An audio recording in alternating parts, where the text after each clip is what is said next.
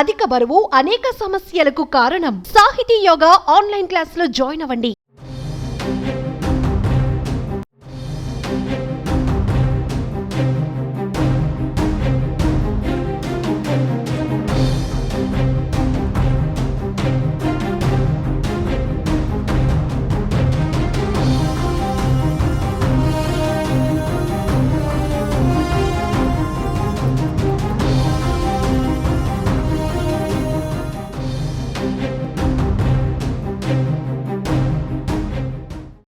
ఉగ్రవాద కదలికలపై AP deputy CM Pawan Kalyan సంచలన లేఖ రాశారు.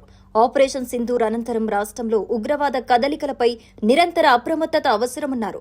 ఈ మేరకు రాష్ట్రంలో అంతర్గత భద్రతపై తీసుకోవాల్సిన జాగ్రత్తలపై రాష్ట్ర ప్రభుత్వ ప్రధాన కార్యదర్శి డీజీపీలకు ఉప ముఖ్యమంత్రి పవన్ కళ్యాణ్ లేఖ రాశారు.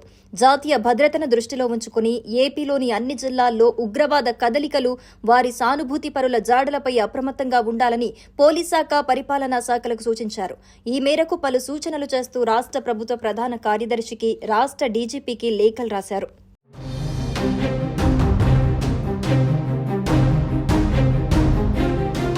ఆపరేషన్ సింధూర్ తర్వాత అనుక్షణం అప్రమత్తంగా ఉండాల్సిన తరుణం వచ్చిందని, దీనిపై సంబంధిత శాఖలతో సమన్వయం అవసరమని చెప్పారు. విజయనగరంలో ఒక యువకుడికి ఐఎస్ఐతో సంబంధాలున్నాయని, పేలుళ్లకు కుట్ర పన్నిన విషయాన్ని తెలుగు రాష్ట్రాల నిఘా వర్గాలు గుర్తించి అరెస్టు చేసిన క్రమంలో మన రాష్ట్ర పోలీసులు మరింత కట్టుదిట్టమైన చర్యలకు ఉపక్రమించాలన్నారు.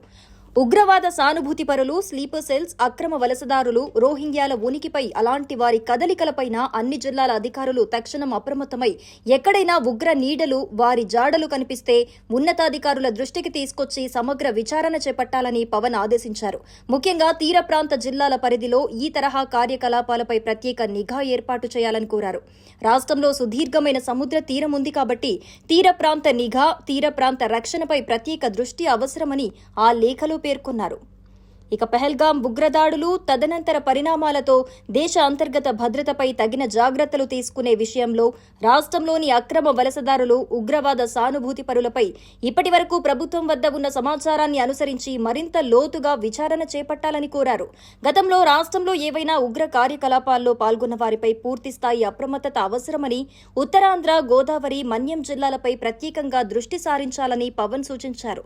స్లీపర్ సెల్స్, తీవ్రవాద సానుభూతి పరుల ఉనికిని గుర్తించేందుకు కట్టుదిట్టమైన చర్యలు చేపట్టాలన్నారు. అనుమానాస్పద కార్యకలాపాలపై నిఘా ఉంచి తక్షణం తీసుకోవాల్సిన చర్యలపై ఎప్పటికప్పుడు ప్రభుత్వానికి నివేదిక సమర్పించాలని తెలిపారు.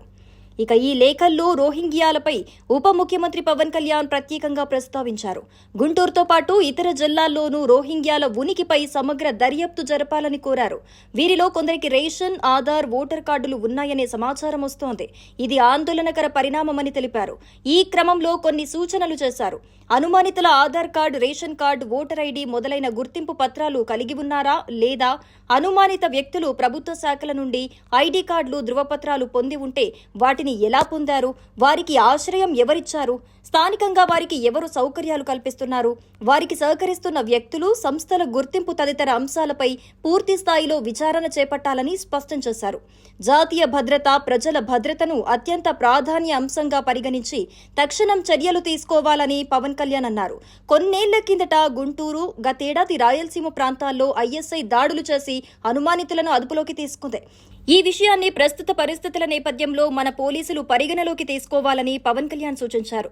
దేశ భద్రత, రక్షణ అనేవి ఈ తరుణంలో అత్యంత ప్రాధాన్యతతో కూడుకున్నవని చెబుతూ రాష్ట్ర పోలీసు యంత్రాంగం శాంతి భద్రతలతో పాటు అంతర్గత భద్రతపై ప్రత్యేక దృష్టి సారిస్తే కేంద్ర ప్రభుత్వ చర్యలకి రాష్ట్రం సహకారం తోడవుతుందన్నారు పవన్ కళ్యాణ్.